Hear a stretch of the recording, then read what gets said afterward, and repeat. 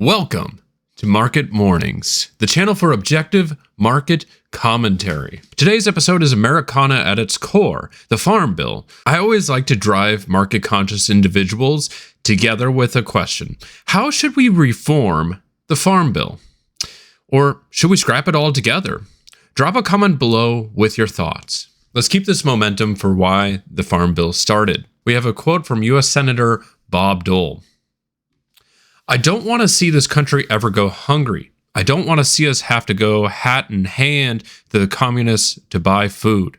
I want an agricultural program that makes sense, a safety net that keeps the American farmer strong and independent. Don't you love McCarthyism? Labels aside, let's break apart the quote. At the time, America was seeing a flood of cheap, foreign goods. Folks like Senator Bob Dole saw the problem. We couldn't compete with their prices, and if we tried, we'd surely lose farms hand over fist, creating a food dependency on foreign states. So folks like Senator Dole saw the opportunity to protect American interests by placing a pricing floor for farmers. Meaning, at the time, you were guaranteed a certain level of income regardless of your outcome. Subjectively speaking, this is a brilliant argument against pure capitalism and globalist cost savings for maintaining the American identity. Let's go a few decades forward and talk about what the Farm Bill means in our context. So one of the things that we like to do in Market Mornings is boil things down so that way anybody can understand what's happening and anyone can form an opinion, and more specifically, an objective opinion as to what's happening. So what is the Farm Bill? The Farm Bill financially protects farmers. We had mentioned this a little bit before, but it essentially just provides a pricing floor. Over time, this pricing floor has changed in terms of how we want to sort of calculate its exposure, but that's going to be beside the point for this conversation. It also allows farmers to vote on directionality. So as laws and bills and changes are sort of coming in, farmers are able to go in and they're able to decide how they want this thing to look for years to come. It also provides an ease of entry into farming. So for new farmers trying to get into the space, it removes some of the initial barriers and it provides financial assistance as well as learning and development programs for new farmers. The other component, and this is a bit of a surprise, is that it folds in nutritional assistance programs, SNAP specifically. If you're not familiar with SNAP, it goes hand in hand with like EBT programs. What it does is it provides nutritional food for disadvantaged individuals. The other thing that the Farm Bill does as well is it invests in agricultural innovation. So think of how do we continue to maintain our soil? How do we get the most out of the foods that we consume today? Right? All of those various innovations are folded into the Farm Bill. The last piece here, and this is a very important piece, it's the sustainable practices. So what the Farm Bill is looking to do is make sure that it's incentivizing people to be sustainable, to use the land as much as possible, and to get the most out of it and continue leveraging it so that way we have farmable lands for the foreseeable future. Also in 2018, I guess they decriminalized hemp products as well as part of the Farm Bill. Interesting. Now that we understand the basics of the Farm Bill, let's focus on two dynamics, small and large farms. Now, I might get reamed for this, but I believe they both serve their own purpose and for different markets. If you feel differently, certainly let me know in the comments section below. So let's get into it. So small versus big farms. When you think of small farms, you tend to think of quality and you tend to think of niche, right? They tend to serve a lot of niche markets and a lot of niche needs, which are very important as we think of the broader complex of the market. The other part is the community connection.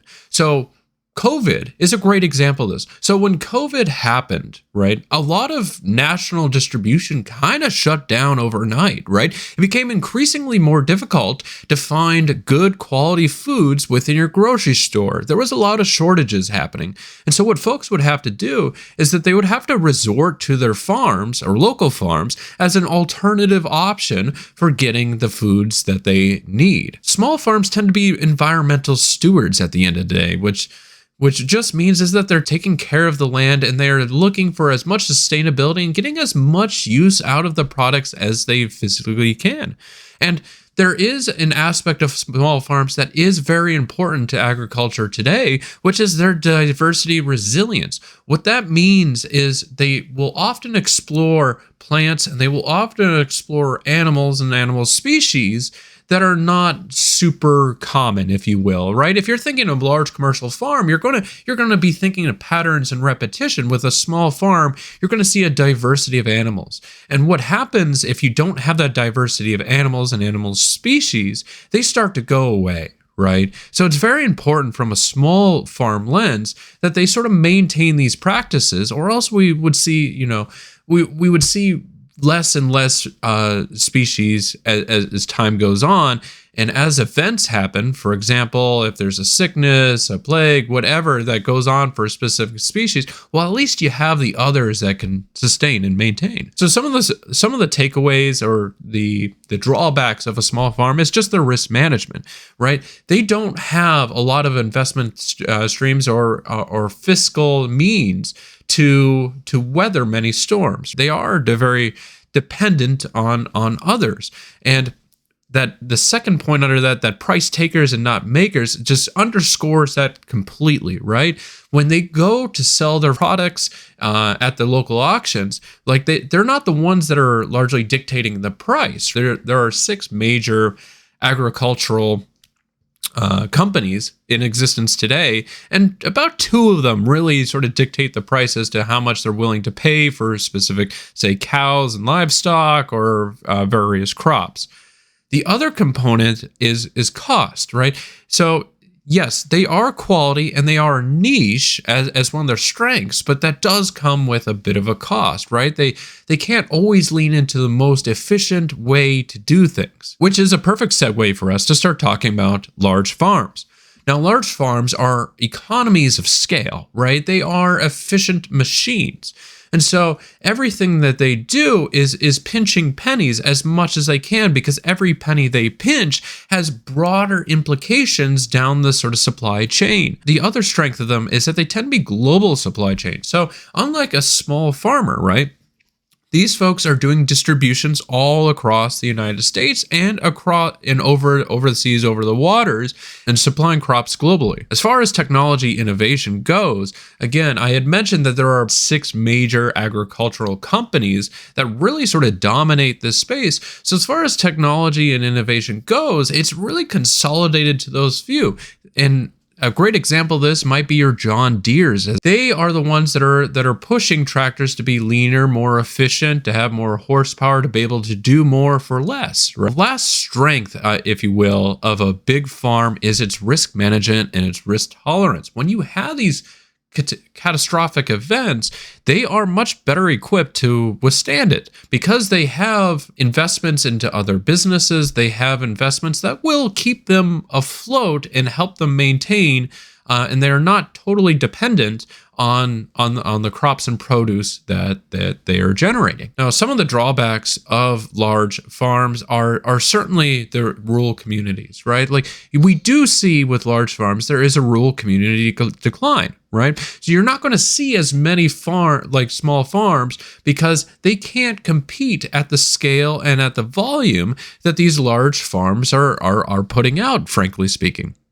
And because they are so large, there are implications of political concentration, right? So it's not going to be your smaller farmers really lobbying and creating some of these bills, right? It's going to be your larger farmers that are sitting with senators and making sure that they are getting favorable policies passed. Then this is like a key counterpoint from small farms is food is perceived as a cheap commodity for them, right? And so anybody that's particularly conscious about animals and conscious about the food that we're bringing to our tables, this large farms are not going to be your friend when it comes to that regard. Again, it's not necessarily a bad thing. Large farms have their part where they're going to be doing scale and efficiency and driving down price and making it more affordable for others.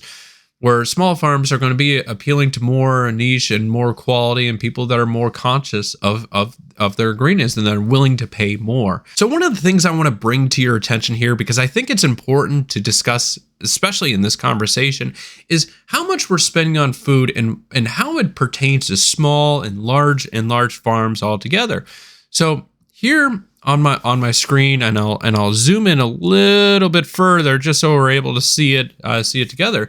Think of this as, for every dollar you spend, how much of your paycheck is really going towards food. And what you'll see across the board here, is just a decline, right? So what that means for small and large farms is you're paying less, they're getting less profit each year. For a small farm, that largely puts them at risk, right? And we'll talk more about why this risk continues the way it's going and the difficulties of approaching that risk. But for a large farm, this is exactly what they're suited for, right? This is exactly what they're prepared for, because from an efficiency lens, they have the efficiency, they have the manpower, they have the innovation to sort of combat the lower cost of food. To recap in layman's terms before we go into our next segment, I just want to make sure it's evidently clear. By subsidizing farmers, we're protecting American interests away from foreign nation states. It's integral, especially as we think about events like COVID, where there was national shutdowns, but also think about the sort of global impacts of COVID. If we had food dependencies on others, it would further jeopardize the current stance that America has. So it's a giant security risk, right? Other component that we had mentioned as we're sort of talking about efficiency, the dynamics between big and small farms. Again, without the subsidies, it would be difficult to say where small farms exist and whether they would exist in their current capacity today or whether they would get bought out by large farms. And you would start to see a further shrinkage, if you will, of rural communities that use small farms as their staples. This part of the conversation is difficult for me to personally talk about, because it is so jarring, in my opinion, as to what is happening. But we will do our best to remain objective and present the facts to you to be the ultimate judge of what's going on. We've uncovered the federal government allows some of the country's largest farms to get subsidy checks that hit 7 figures, using the names of big city residents, oftentimes family members who don't appear to be regularly tilling land or harvesting crops. If you have any kind of integrity, you'd say no to it. Darvin. So this goes into a clause in the space talking about actively engaged partnerships, right? So that you heard that they had mentioned family members, they had mentioned like these might be business partners, right? So marketing, advertising, accounting, right? Some of the sort of like office skills of managing a large farm. But later in this investigation, and we'll get to it just in a second, right? But later in this investigation, we find out that there are folks in here they're clearly not meant to be part of this, or that have been signed and have had no knowledge of it. And it's not even their signature signing away these documents. Now, all things considered, this is technically not fraud. It's not fraud. It's not illegal, but it is still abuse. It is still abuse of the system to get more subsidy money out of the American taxpayer and to take away from honest individuals like this farmer that's presented here. Let's get a little bit deeper into this video. But our investigation uncovered some of these subsidies are calculated based on people who live and work hundreds of miles away from the farms that get the money. Here's how. Most subsidies have a cap, but many also allow farms to exceed the cap if they have partners in the farm who are actively engaged in the farm's operation. More people means more money for farms that are often already at an advantage because of their physical size. But think of this as a pool, right? There's only so much money that exists today within this farm bill, right? So the more abuse that's happening, the less the sort of small farmers are getting paid, and the more these large farms that are abusing the system are getting paid, right? And it's frankly speaking, that it's dishonest, it's disgusting, it's abuse. I'm surprised that this thing has not been patched, right, with legislation. But this is the world that we're living in today. It's very disappointing.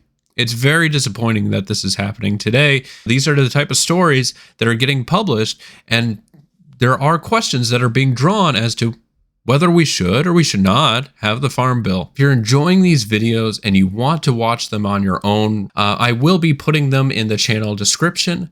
So the next point we're going to be talking about is like, why do these constraints exist today? Why are we seeing just an overall decline in price, and why are small farmers kind of getting pinched out? Here, we're pulling up the USDA Farm Service Agency website. So as we think about covered commodities, right, there's only 22 covered commodities, right? They're listed out here, okay?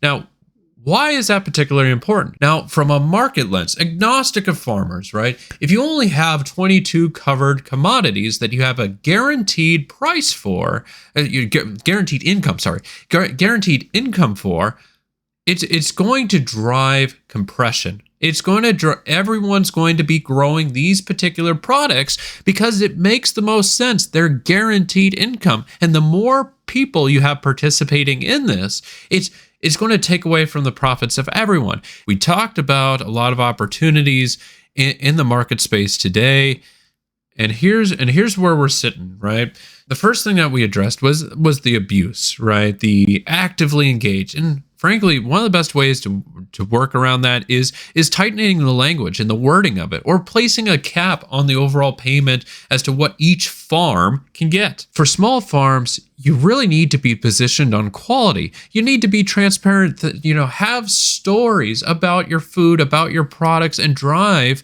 what others can't, right? You can be tailored to the market needs. It's difficult for a large organization to pivot and capitalize on these things, but if all you're doing is playing to the bare bones of what large farms are doing, you're putting yourself in a bad space. So certainly think about quality, certainly think about transparency, being highly customized, but deliver to those niche markets, the markets that are untapped, that are difficult for large corporations to tailor offerings to. Now, for the last point, this is something we talked about a little bit, and overall, I think it would just be a net benefit if we can loosen up some of the budget from this blatant abuse. Let's think about a diversified expansion of qualified crops. I think, again, we're in 2025. We can't pretend like we can't get the data, we can't get the means to understand how to incorporate other crops in there and subsidize other crops to create a plethora or a diversity of food, and making sure that we're opening up new markets and enabling small farmers to take advantage of this. If you like the content and you made it to the end, consider investing a like, consider subscribing. Again, this is our weekly get-together talking about the market, talking about trends that we're seeing, and addressing your questions in particular. This one came to us from a viewer, and frankly, it was a lot of fun sort of deep diving into it, and I hope we continue to do this every week.